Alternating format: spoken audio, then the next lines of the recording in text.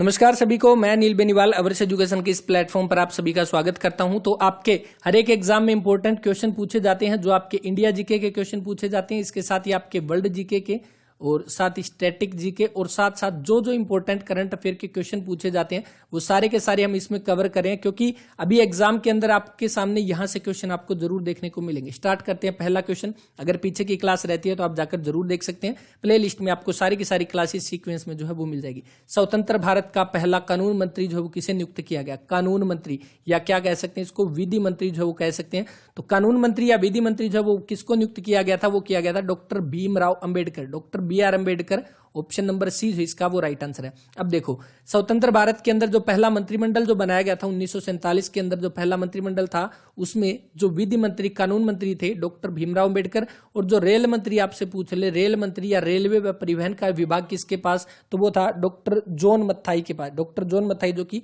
Rail मंत्री हो जाएंगे। रफी अहमद किदवई जो है ये क्या थे? ये संचार मंत्री थे, संचार मंत्री। और NV गोडविल जो है ये कौन से थे? तो इनके पास खान व ऊर्जा विभाग, कार्य खान व ऊर्जा विभाग, या कह सकते हैं ये मंत्री आपके थे NV गोडविल यहाँ पे। तो ये चारों के चारों ऑप्शन हम अपने इंपॉर्टेंट है। इसके अलावा और कौन कौन से इंपॉर्टेंट है? तो अगर आपसे ये पूछ ले पहले गृह मंत्री, यानी कि इसके अंदर आपके ये पहले कानून मंत्री पूछे गए, पहले गृह मंत्री पूछे जा सकते हैं जो कि इंपॉर्टेंट है। कौन हो जाएंगे? तो आपके सरदार वल्लभ भाई पटेल, सरदार वल्लभ भाई पटेल जो है वो हो जाएंगे पहले गृह मंत्री। इसके साथ ही वर्तमान के भी हमें ध्यान रखने, कौन हो जाएंगे वर्तमान के अंदर? वर्तमान के अंदर आपके गृह मंत्री अमित शाह, अमित शाह जो है वो हो जाएंगे क्या? वर्तमान के अंदर आपके गृह मंत्री। नेक्स्ट अगर हम बात करें हरियाणा के आपके गृह मंत्री कौन हो जाएंगे? हरियाणा के गृह मंत्री तो वो कौन हो जाएंगे? आपके अनिल विज जो है वो हरियाणा के अंदर आपके गृह मंत्री जो है वो हो जाएंगे। ये बात हो चुकी है पहले गृह मंत्री की। दूसरी अगर हम बात करें इसके अंदर आपके गृह मंत्री, शिक्षा मंत्री अगर आपसे पूछ ले, शिक्षा मंत्री जो है वो कौन थे? पहले शिक्षा मंत्री यहां पर पूछा गया तो अब्दुल कलाम आजाद, अब्दुल कलाम आजाद जो है वो पहले थे आपके शिक्षा मंत्री, अब्दुल कलाम आजाद। और ये तो हो गए पहले शिक्षा मंत्री। अभी वर्तमान के अंदर कौन है? तो वर्तमान के अंदर भी आपको ध्यान रखना है धर्मेंद्र प्रधान, धर्मेंद्र प्रधान जो है अभी वर्तमान के अंदर क्या हो जाएंगे? आपके शिक्षा मंत्री। और इसके साथ ही हरियाणा के भी हमें ध्यान रखना है, क्योंकि हरियाणा के एग्जाम में क्वेश्चन पूछा जाता है। हरियाणा के आपके शिक्षा मंत्री कौन हो जाएंगे? तो कंवरपाल जो है वो आपके, कंवरपाल जो है वो हो जाएंगे कंवरपाल गुर्जर, जो कि अभी वर्तमान में आपके शिक्षा मंत्री जो है वो हो जाएंगे कंवरपाल गुर्जर। तो ये हो गए अपने इंपॉर्टेंट क्वेश्चन। तो ये सारे के सारे आपको ध्यान रखने। अब देखो, आपसे ये पूछा जा सकता है पहले वित्त मंत्री, क्योंकि बजट से क्वेश्चन आपके पूछे जाते हैं पहले वित्त मंत्री। तो क्योंकि ये पूछ ले कि पहला बजट किसके द्वारा पेश किया गया था, तो के षणमुखम शेट्टी, के षणमुखम शेट्टी जो है उनके द्वारा, के षणमुखम शेट्टी उनके द्वारा जो है आपका पहला बजट पेश किया गया, यानी कि पहले वित्त मंत्री हो जाएंगे। और अभी वर्तमान में कौन हो जाएंगे? वर्तमान में तो वर्तमान में भी आप सभी को पता है निर्मला सीतारमन, निर्मला सीतारमन जो है वो भी प्रेजेंट टाइम में क्या हो जाएंगी? ये आपकी वित्त मंत्री जो है वो हो जाएंगी। और इसी के साथ बात कर लेते हैं हरियाणा के वित्त मंत्री कौन है? तो हरियाणा के CM ही मनोहर लाल खट्टर, मनोहर लाल खट्टर जो है वो क्या हो जाएंगे? हरियाणा के आपके वित्त मंत्री जो है, जिन्होंने बजट भी पेश किया था। तो ये आपको सारे के सारे आपको ध्यान रखने हैं। तो इंपॉर्टेंट है आपको, क्योंकि साथ साथ में करंट अफेयर की अपने इंडिया के भी पता होना चाहिए और हरियाणा के भी हमें पता होना चाहिए। चलिए इसके बाद देखते हैं नेक्स्ट क्वेश्चन। भारत सरकार के साथ कश्मीर के महाराजा ने पदारोहण का अंगीकार पत्र कब हस्ताक्षरित किया? जब भारत आजाद हुआ 15 अगस्त 1947 को, तब भारत जो है अलग अलग आपकी रियासतों में बंटा हुआ था। उनमें से एक रियासत जो थी वो थी कश्मीर यहाँ पे, और कश्मीर के राजा थे वो कौन थे? राजा हरि सिंह, महाराजा हरि सिंह जो है वो कश्मीर के राजा थे।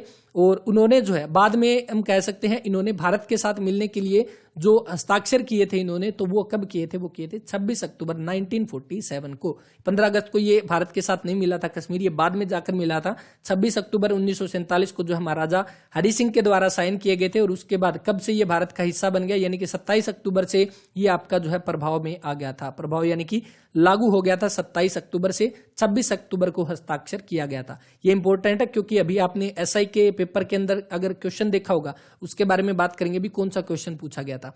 तो 27 अक्टूबर को ये प्रभाव में आ गया था, ये आपको ध्यान रखना है। इसके साथ ही ये हस्ताक्षर किस किस के बीच में हुए? तो उस समय माउंटबेटन जो था, माउंटबेटन और किसके बीच में? तो महाराजा हरि सिंह, इनके बीच में आपका जो ये हस्ताक्षर हुए थे माउंटबेटन व हरि सिंह के बीच में। और इसी के साथ ही 26 अक्टूबर को आपका कौन सा दिन मनाया जाता है? एसेशन डे जो है वो मनाया जाता है कहां पर? जम्मू कश्मीर में। और 2020 से इस दिन जो है वो आपका हॉलीडे जो है वो डिक्लेयर कर दिया गया। 26 अक्टूबर से हॉलीडे जो है वो आपका डिक्लेयर कर दिया गया कहां पे? जम्मू कश्मीर के अंदर। अब देखो जम्मू कश्मीर से जुड़ा हुआ कौन सा क्वेश्चन पूछा गया था।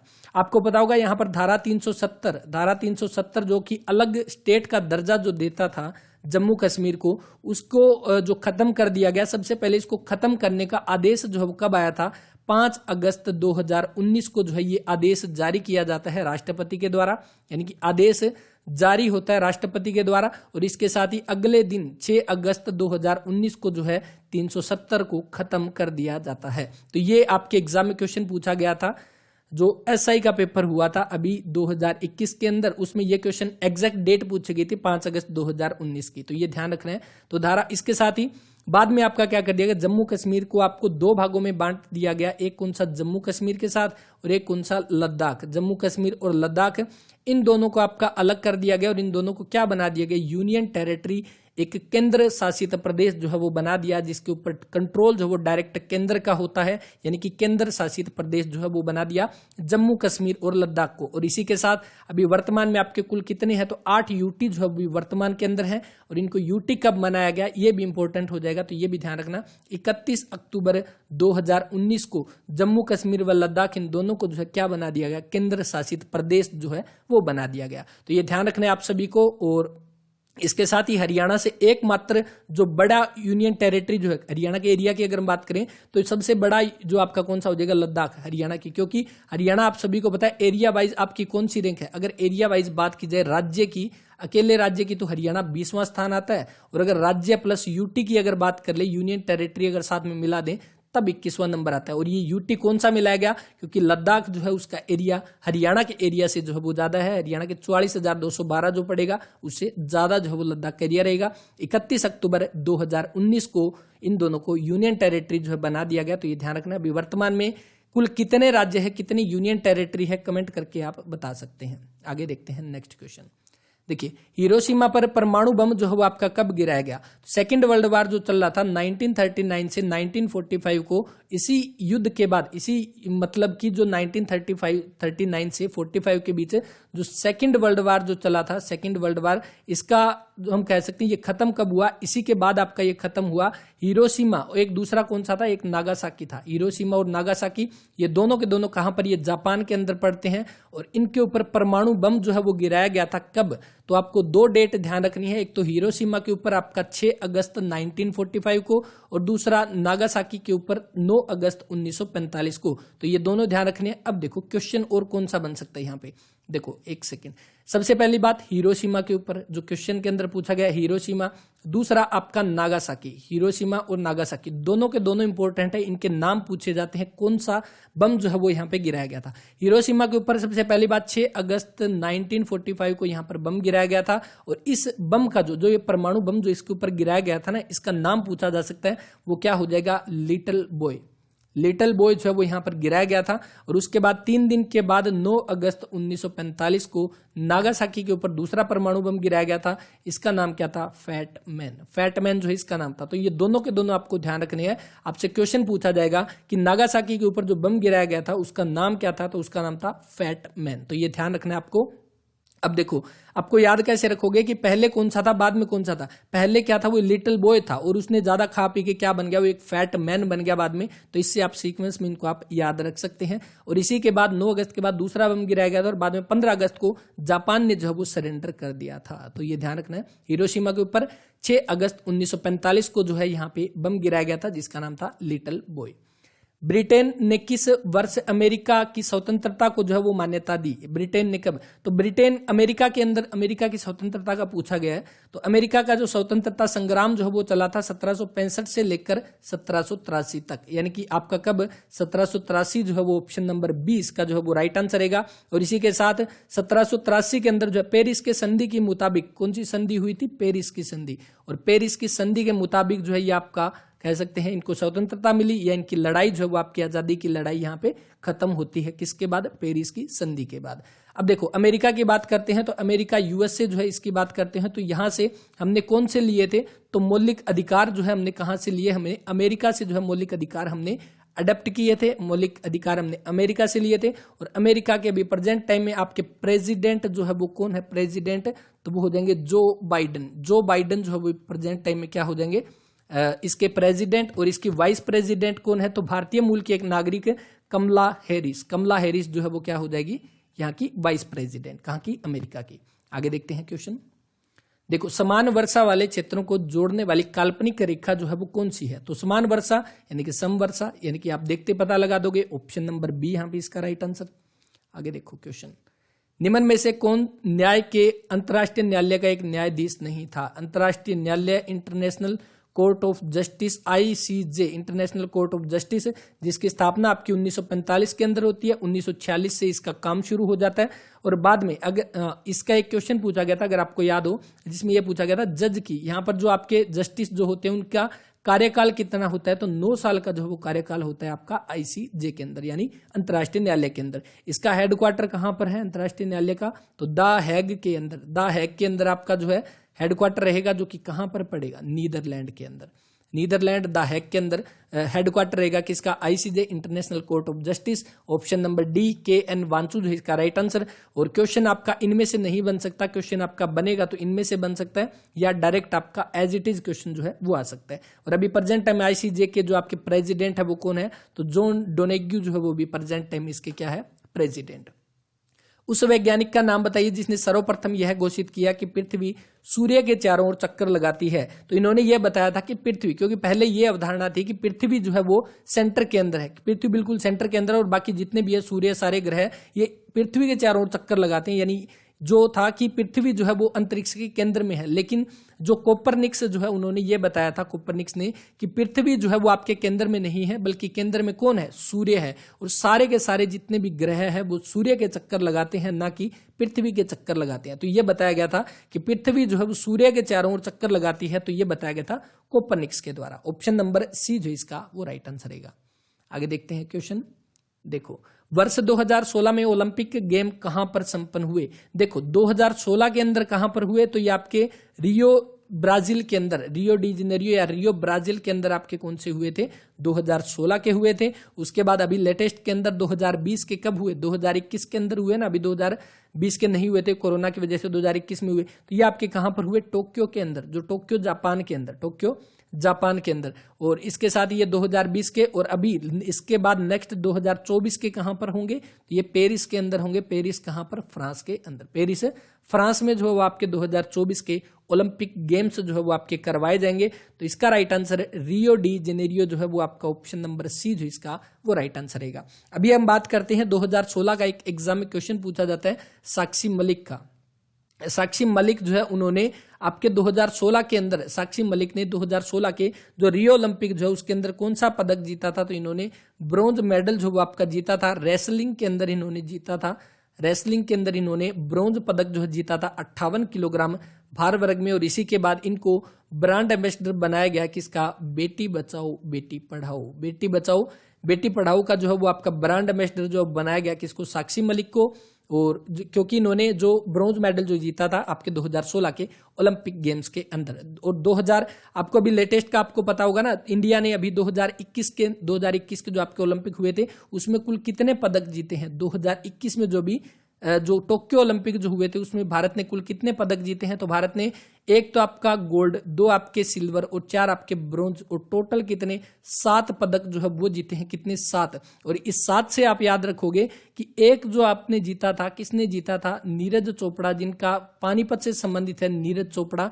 और इन्होंने भाला फेंक के अंदर जीता था। और भाला कितनी दूर फेंका था, 87.58 मीटर जो है वो आपका भाला फेंका था। और इन्होंने कौन सा गोल्ड मेडल जो है वो जीता था, गोल्ड मेडल। और ये कब की बात है, तो 7 से आप याद रख लेना, 7 अगस्त को। और इसी 7 अगस्त को जो है कौन सा दिन मनाया जाता है, तो आपका जेवेलियन डे, यानी कि नेशनल जेवेलियन डे जो है वो आपका मनाया जाता है कब, 7 अगस्त को, इसी सम्मान में, क्योंकि इन्होंने गोल्ड मेडल जो है वो जीता था। तो ये आपको ध्यान रखना है। और नीरज चोपड़ा जिनका संबंध पानीपत से है, और इनको 2022 के अंदर कौन सा पुरस्कार दिया गया, पद्मश्री इनको दिया गया 2022 के अंदर। और इसके साथ ही 2022 के अंदर इनको दिया गया परम विशिष्ट सेवा पदक, परम विशिष्ट सेवा पदक जो है वो भी दिया गया किसको, पदक ये दिया गया किसको, नीरज चोपड़ा को जो है ये दिया गया। तो ये आपको ध्यान रखना है, ये इंपॉर्टेंट है।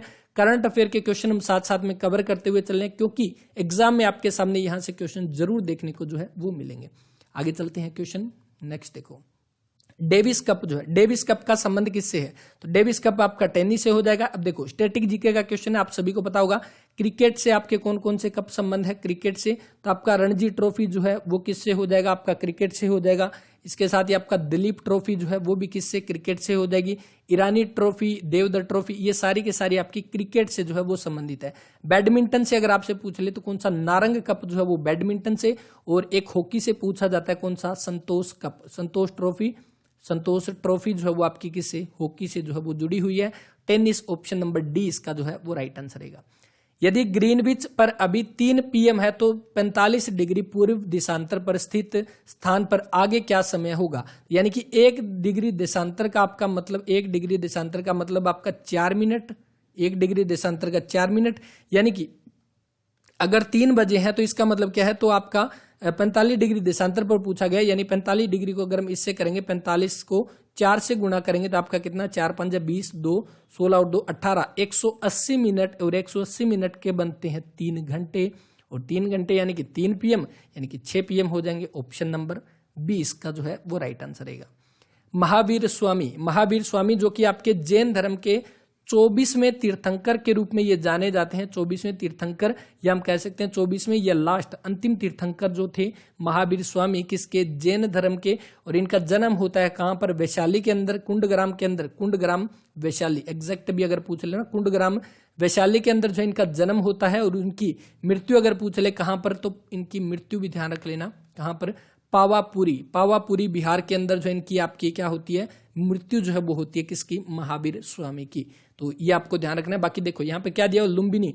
तो इसके साथ ही आप ये भी ध्यान रख लेना महात्मा बुद्ध, क्योंकि महात्मा बुद्ध से जुड़ा हुआ जो ऑप्शन के अंदर दे रखा है महात्मा बुद्ध, तो महात्मा बुद्ध जो है इनका जन्म कहाँ पे हुआ? लुम्बिनी के अंदर जो है इनका जन्म हुआ। लुम्बिनी जो कि कहाँ पर? नेपाल के अंदर पड़ता है, लुम्बिनी नेपाल में। और इनकी मृत्यु जो है वो कहाँ पर होती है? तो मृत्यु महात्मा बुद्ध की वो होती है कुशीनगर में। कुशीनगर जो कि कहाँ पर पड़ता है? उत्तर प्रदेश के अंदर। कुशीनगर उत्तर प्रदेश के अंदर ये पड़ता है। और इसके साथ ही एक चीज और ध्यान रख लेना, कुशीनगर उत्तर प्रदेश से क्या इंपॉर्टेंट क्वेश्चन बनता है कि यहाँ पे इंडिया की पहली ट्रांसजेंडर यूनिवर्सिटी जो वो कहां पर खोली गई है? ट्रांसजेंडर यूनिवर्सिटी ये कहां पर खोली गई है? कुशीनगर यूनिवर्सिटी लिख देते हैं। देखो ट्रांसजेंडर यूनिवर्सिटी जो वो कहां पे? कुशीनगर उत्तर प्रदेश के अंदर जो है ये खोली गई है। तो ये साथ साथ, क्योंकि एक क्वेश्चन के साथ हम जितने क्वेश्चन रिलेट करते हुए चलेंगे तो वो चीजें आसानी से हमें याद हो जाएगी। महात्मा बुद्ध की बात करें तो महात्मा बुद्ध का आपका, हाँ एक चीज और, जैसे हम बात कर लेते हैं इनमें किसका? महावीर स्वामी, महावीर स्वामी और दूसरा महात्मा बुद्ध। तो इन दोनों में एक चीज कंफ्यूजन रहती है। देखो महात्मा बुद्ध जो है ना, इनके बचपन का नाम अगर आपसे पूछ ले तो महात्मा बुद्ध के बचपन का नाम क्या था? सिद्धार्थ था। महात्मा बुद्ध के बचपन का नाम सिद्धार्थ था, लेकिन महावीर स्वामी के पिता का नाम सिद्धार्थ था। इनके पिता का नाम सिद्धार्थ था। तो ये भी आपको ध्यान रखना है कि कंफ्यूज मत होना। अगर क्वेश्चन पूछा जाए महावीर स्वामी के पिता का नाम सिद्धार्थ और महात्मा बुद्ध के बचपन का नाम, यानी इनका खुद का नाम जो था वो सिद्धार्थ था। किस नदी के तट पर सिकंदर और पोरस ने युद्ध किया था? इंपॉर्टेंट क्वेश्चन है, कई बार एग्जाम में क्वेश्चन पूछा गया। झेलम नदी के किनारे, ऑप्शन नंबर बी जो इसका वो राइट आंसर हो जाएगा। या हाइडेस्पेस, हाइडेस्पेस का युद्ध पूछ ले, ये किस नदी के किनारे हुआ? तो ये हुआ झेलम नदी के किनारे। ऑप्शन नंबर बी जो इसका वो राइट आंसर रहेगा। और ये आपका लगभग 320 या पता नहीं 326 BC के आसपास ये युद्ध हुआ था आपका। और इसके साथ ही आपको ध्यान रखना है, इसके झेलम नदी जो है ना, इसके किनारे पर एक क्या बनाया गया? एक नगर बनाया गया, बहुकेफला। ये बहुकेफला कौन था? ये था आपका सिकंदर जो था ना, उसके घोड़े का नाम था बहुकेफला, और इसीलिए उसके याद में उसने झेलम नदी के पास में एक नगर बसाया जिसका नाम बहुकेफला जो है वो था। निम्न में से कौन सी नदी अरब सागर में नहीं गिरती है? अरब सागर की बात करें तो आपका जो अरब सागर में नहीं गिरती है पूछा गया। तो अगर हम भारत की मैप की बात करें तो इस तरह से जो भारत का मैप बनता है, इधर हमारा कौन सा? अरब सागर जो है वो पड़ता है, अरब सागर। तो ये आपका अरब सागर, इस साइड कौन सी नहीं पड़ती? तो नर्मदा नदी, ताप्ती और साबरमती, ये तीनों की तीनों आपकी खंबात की खाड़ी में पड़ती है, जो कि गुजरात के पास है। कहां पर? खंबात की खाड़ी, जो कि गुजरात के आसपास है, जो कि खंबात की खाड़ी। और जो आपकी कौन सी? गोदावरी नदी, जिसको हम क्या बोलते हैं? दक्षिण भारत की गंगा। दक्षिण भारत की गंगा बोलते हैं किसको? गोदावरी नदी को। और गोदावरी नदी को दक्षिण भारत की गंगा बोलते हैं। और इसके साथ ही ये कहां पर गिरती है? तो ये आपकी इधर आकर बंगाल की खाड़ी में जो है वो गिरती है, बंगाल की खाड़ी में। तो ये भी आप ध्यान रख लेना। नर्मदा, ताप्ती और साबरमती, और यहाँ पर आप सभी को पता होगा, हम कई बार बात करते हैं किसके, जो नदी डेल्टा नहीं बनाती, जो नदी डेल्टा नहीं बनाती वो कौन कौन सी नदियां हैं, नहीं बनाती, कौन कौन सी, तो वो हो जाएगी एक तो आपकी नर्मदा और एक आपकी ताप्ती। नर्मदा और ताप्ती दो ऐसी नदियां हैं जो आपकी डेल्टा नहीं बनाती। मोस्ट इंपोर्टेंट क्वेश्चन, इसको भी आप नोट कर सकते हैं। आगे देखते हैं क्वेश्चन।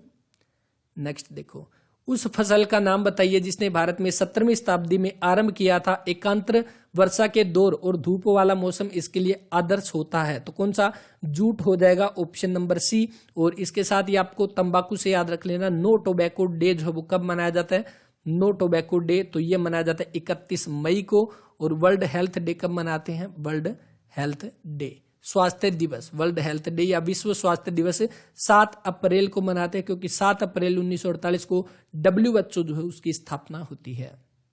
आगे देखो क्वेश्चन, संविधान सभा के प्रारूप समिति जो है उसके आपके अध्यक्ष कौन थे।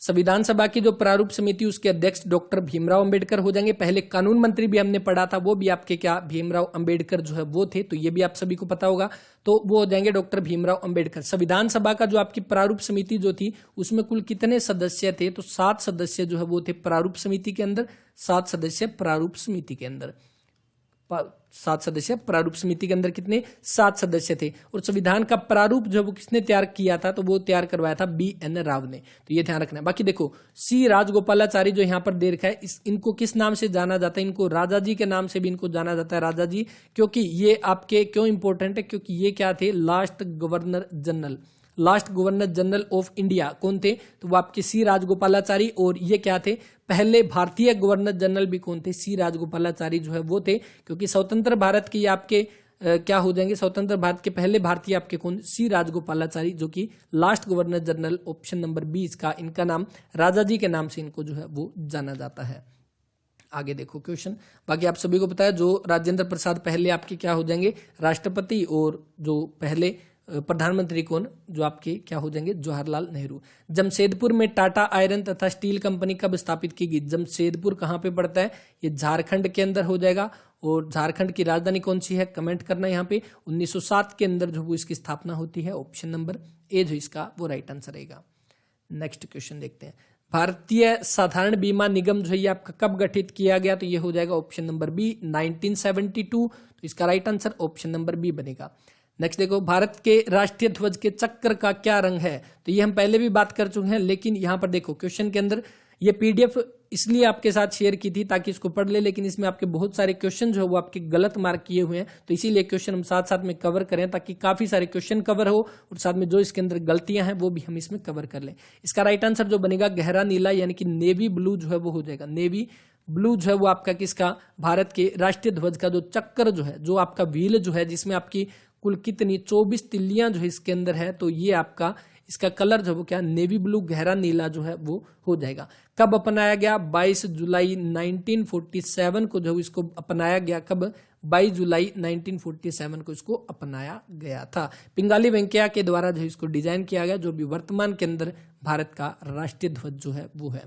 हमारे राष्ट्रीय प्रतीक में कितने सिंह दिखाई देते हैं, तुम्हारा राष्ट्रीय प्रतीक जो है उसमें कितने शेर दिखाई देते हैं। वैसे तो उसके अंदर टोटल 4 शेर है, लेकिन अगर हम उसको सामने से देखेंगे तो एक तो हमारा इस तरह से दिखेगा, दूसरा हमारा इस तरह साइड में दिखेगा, तीसरा इस साइड, तो चौथा जो बैक साइड है ना वो दिखाई नहीं देता। होते कितने हैं, होते 4 है इसके अंदर, लेकिन इसने पूछा दिखाई कितने देते हैं, तो दिखाई तो हमें सिर्फ 3 ही देते हैं, तो ऑप्शन नंबर 20 का जो है वो राइट आंसर रहेगा। वैसे इसके अंदर पूछ लेता है कई बार कि इसके अंदर किसकी मूर्ति नहीं है, जो राष्ट्रीय प्रतीक है ना, इसमें किस किस की आपकी कह सकते हैं किस किस के इसमें आपकी प्रतीक या कह सकते हैं किसकी फोटो इसके अंदर आपको दिखाई देती है, तो वो हो जाएंगे हाथी इसके अंदर आपको दिखाई देगा, और आपका घोड़ा जो है वो भी इसके अंदर होगा, सांड जो है वो भी इसके अंदर होगा, और जो सिंह है, बेल जो सिंह है, शेर जो है वो भी इसके अंदर दिखाई देगा। सिंह की तो हम बात कर ही चुके हैं, हाथी, घोड़ा और सांड, इन तीनों की भी तस्वीर आपको राष्ट्रीय प्रतीक के अंदर दिखाई देती है। तो आपके सामने ऑप्शन दिए होंगे 4 और ये दिए होंगे कि इनमें से किसका जो निशान जो है वो कौन सा मूर्ति के अंदर आपको जो है कि कौन दिखाई नहीं देता। तो ठीक है, आप समझ गए होंगे, तो आपको ध्यान रखना है हाथी, घोड़ा और सांड, इन तीनों की तस्वीर आपको राष्ट्रीय प्रतीक के अंदर दिखाई देती है। और ये राष्ट्रीय प्रतीक जो इसको कब अपनाया गया, 26 जनवरी 1950 को, 26 जनवरी 1950 को जो है इसको अपनाया गया था। ये ध्यान रखना है। आगे देखते हैं नेक्स्ट क्वेश्चन जो दिया गया है। नेक्स्ट देखो, कॉस्ट्यूम डिजाइनिंग के लिए किसे ऑस्कर पुरस्कार जो वो दिया गया? इंपॉर्टेंट क्वेश्चन होगा। ऑस्कर पुरस्कार देखो किसको दिया गया, तो सबसे पहले हम कह सकते हैं भानु अथैया। भानु अथैया जो है इनको किस नाम से जाना जाता है? ऑस्कर लेडी के नाम से इनको जाना जाता है, ऑस्कर लेडी। और कॉस्ट्यूम डिजाइनिंग के लिए इन्होंने ऑस्कर अवार्ड जो वो जीता है, और किस मूवी के लिए जीता है? तो वो जीता है गांधी मूवी के लिए। ये भी ध्यान रखना है, गांधी मूवी के लिए जो है इन्होंने ऑस्कर अवार्ड जो वो जीता है। और ये मूवी कब की है? 1982 की ये मूवी। और इस मूवी के लिए भानु अथैया जो है इनको कॉस्ट्यूम डिजाइनिंग के लिए ऑस्कर अवार्ड जो है वो दिया गया था। तो ये ध्यान रखना है। आगे देखते हैं नेक्स्ट देखो क्वेश्चन जो दिया गया है। बाकी आगे देखो, प्रथम भारतीय टेस्ट क्रिकेट का कप्तान जो है वो कौन था? तो प्रथम भारतीय टेस्ट क्रिकेट के कप्तान कौन? सी के नायडू जो है वो हो जाएंगे, ऑप्शन नंबर सी। और अभी अभी हमने बात किया क्रिकेट की ट्रॉफी, दिलीप ट्रॉफी, ईरानी ट्रॉफी, देवधर ट्रॉफी, ये सारी की सारी आपकी क्रिकेट से जुड़ी हुई है। और वहीं पे सी के नायडू ट्रॉफी भी अगर आपसे पूछा जाता है तो वो भी किससे जुड़ी हुई है? वो भी क्रिकेट से जो है वो आपकी जुड़ी हुई है। आगे देखते हैं क्वेश्चन। नेक्स्ट देखो, और अभी अभी लेटेस्ट के अंदर एक मूवी आई है आपकी, कौन सी? 83 मूवी, 83 मूवी जो है वो किसके ऊपर? 83 के अंदर भारत ने पहली बार वर्ल्ड कप जीता था। और इसमें कौन थे कप्तान? कपिल देव जो उनकी कप्तानी में, जिनका पूरा नाम कपिल देव रामलाल निखंज जो है इनका पूरा नाम हो जाएगा। और इनकी मूवी के अंदर कपिल देव जो है इनका किरदार किसने निभाया? रणवीर सिंह ने जो वो इनका किरदार जो है वो निभाया था। और इसी के लिए रणवीर सिंह जो है इनको अभी अभी लेटेस्ट के अंदर एक पुरस्कार दिया गया है। जो पुरस्कार कौन सा था? अभी लेटेस्ट के अंदर इनको पुरस्कार दिया गया था, जो आपका हो जाएगा Dada Saheb Phalke international film award 2022 जो थे। दादा साहब फाल्के इंटरनेशनल पुरस्कार 2022 जो थे, उसके अंदर जो बेस्ट मूवी जो चुनी गई थी वो तो पुष्पा बेस्ट मूवी थी। और इसी के अंदर बेस्ट एक्टर जो वो चुने गए थे कौन? रणवीर सिंह जो वो आपके इसमें चुने गए थे। इसी मूवी के लिए 83 मूवी के लिए जो है इनको चुना गया था। किस नारे के साथ स्वतंत्र भारत की पहली डाक टिकट जो वो जारी की गई थी? किसके साथ? जय हिंद के साथ। ऑप्शन नंबर ए जो इसका वो राइट आंसर। पहली टिकट जो आपकी कब जारी की गई? आपकी 21 नवंबर 1947 को जो वो पहली डाक टिकट जो वो आपकी जारी की गई, पहली टिकट। और इसमें आपका किसका साथ जारी की गई? तो ये थी आपके जय हिंद के नारे के साथ इसको लागू किया गया। जय हिंद का नारा जो है वो किसके द्वारा दिया गया? जय हिंद का नारा तो वो दिया गया किसके? सुभाष चंद्र बोस। और इसी के साथ एक इंपॉर्टेंट और हो जाएगा सुभाष चंद्र बोस। और करो या मरो जो है, करो या मरो, ये नारा किसके द्वारा दिया गया था? कमेंट करके आप बता देना। इंपॉर्टेंट होगा करो या मरो यहाँ पे। आगे देखो क्वेश्चन। नई दिल्ली में पहला एशियाड जो है वो आपका कब आयोजित किया गया था? तो नई दिल्ली में पहला 4 मार्च 1951 को जो है ये आपका हो जाएगा ऑप्शन नंबर बी यहाँ पे। आगे देखो क्वेश्चन। नाजी पार्टी का गठन जो है वो किस देश में हुआ था? तो ये आपका जर्मनी की हो जाएगी Nazi party, option number A यहाँ पे इसका राइट आंसर। इसके बाद नेक्स्ट, पीसा की झुकी हुई मीनार। तो पीसा की झुकी हुई मीनार जो है ये आपकी कहां पर? सबसे पहली बात इसमें कितना? तो 4 डिग्री का इसके अंदर झुकाव हो जाएगा, 4 डिग्री का झुकाव। और लगभग 55 पॉइंट में 86 मीटर जो है इसकी ऊंचाई हो जाएगी। और इटली की जो है ये आपकी पीसा की झुकी हुई मीनार है, ऑप्शन नंबर सी इसका जो है वो राइट आंसर रहेगा। नेक्स्ट क्वेश्चन, पृथ्वी अपने अक्ष पर एक चक्कर पूरा करने में कितना समय लेती है? तो 23 घंटे 56 मिनट और 4 सेकंड, ऑप्शन नंबर बी इसका जो है वो राइट आंसर रहेगा। ये कुछ एक आसान से क्वेश्चन है जो शायद अच्छे से हमें आते भी होंगे। दक्षिण एशियाई क्षेत्रीय सहयोग संगठन दक्षेस या जिसको हम सार्क बोलते हैं, तो इसका गठन जो है वो आपका कब हुआ? तो हमने पढ़ा इसके बारे में 8 दिसंबर 1985 को बांग्लादेश की राजधानी ढाका के अंदर जो इसका आपका क्या होता है? ढाका के अंदर इसकी स्थापना होती है। और बाद में इसका हेडक्वार्टर कहाँ पे? तो नेपाल की राजधानी काठमांडू के अंदर जो है इसका, नेपाल की राजधानी काठमांडू के अंदर इसका क्या है? हेडक्वार्टर है किसका? सार्क का। 1985 ऑप्शन नंबर सी इसका राइट आंसर रहेगा। संयुक्त राष्ट्र का मुख्यालय कहां पर स्थित है? संयुक्त राष्ट्र का यूनाइटेड नेशन जो इसका मुख्यालय कहां पर? न्यूयॉर्क के अंदर, ऑप्शन नंबर ए जो इसका वो राइट आंसर रहेगा। इसके साथ ही संयुक्त राष्ट्र की स्थापना आपको पता है 24 अक्टूबर 1945 को जो इसकी स्थापना होती है। और 24 अक्टूबर को हम कौन सा डे मनाते हैं? तो UN day, United nation day के रूप में हम इसको मनाया जाता है 24 अक्टूबर को, क्योंकि इसी दिन 1945 के दिन संयुक्त राष्ट्र जो इसकी स्थापना होती है। इसका हेडक्वार्टर कहां पे? न्यूयॉर्क के अंदर इसका जो है वो आपका हेडक्वार्टर रहेगा। वाशिंगटन डीसी के अंदर आप सभी को पता है कि इसका वर्ल्ड बैंक जो है इसका हेडक्वार्टर वाशिंगटन डीसी में, आईएमएफ का भी वाशिंगटन डीसी के अंदर। जेनेवा की बात की गई है तो जेनेवा में किसका? WTO world trade organisation, WMO world meteorology organisation, यानी मौसम संबंधी जो आपका संस्था जो है वर्ल्ड मीटीरियोलॉजी ऑर्गेनाइजेशन। और इसके साथ ही WHO वर्ल्ड हेल्थ ऑर्गेनाइजेशन, इनका हेडक्वार्टर आपका कहां पे? जेनेवा, स्विट्जरलैंड के अंदर जो है वो रहेगा। ऑप्शन नंबर ए न्यूयॉर्क जो इसका राइट आंसर रहेगा, संयुक्त राष्ट्र का मुख्यालय।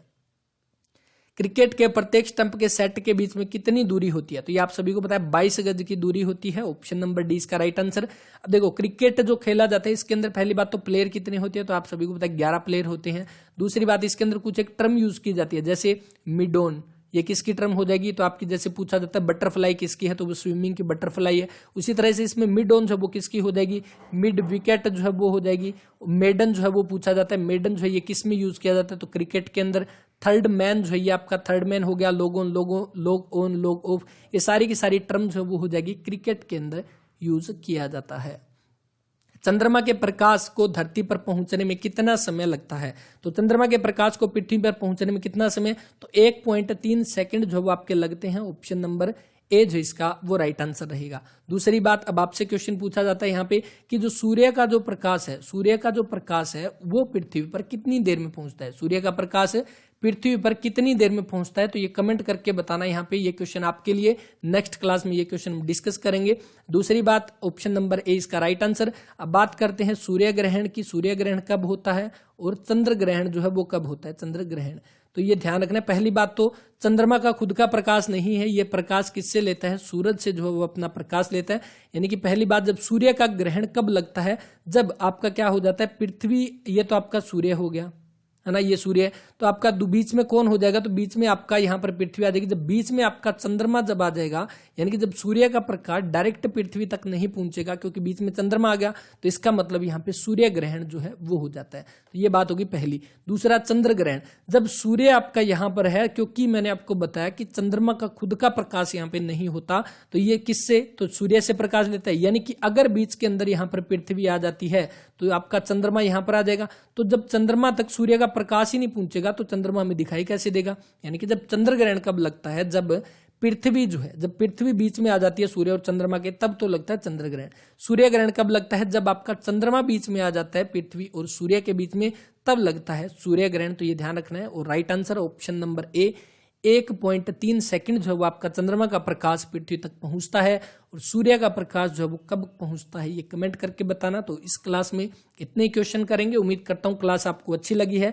अच्छी लगी है तो अपना वैल्यूएबल रिस्पॉन्स जो वो जरूर दें, ताकि हमें भी पता लगे कि हाँ क्लास कैसी लग रही है। और बाकी नेक्स्ट क्लास में हम आगे के क्वेश्चन भी इसमें कवर करेंगे। जितने भी क्वेश्चन हम कर रहे हैं सारे के सारे एक बार और हम जैसे ही ये कंप्लीट हो जाएगी ना, उस दिन एक मैराथन क्लास के साथ हम दोबारा से एक एज ए मॉक टेस्ट इनको हम कवर करेंगे, ताकि ये भी पता चलेगा कि कितने क्वेश्चन हमें अच्छे से आते हैं। इसके अंदर तो हमारी आंसर मार्क है, उसमें बिना आंसर मार्क किए हुए दोबारा से एक अलग से पीडीएफ बना के उसमें हम डिस्कस करेंगे। तो इस वीडियो में इतना ही, मिलते हैं नेक्स्ट वीडियो में। तब तक के लिए अपना ख्याल रखें, पढ़ते रहें। जय हिंद, जय भारत, जय हरियाणा।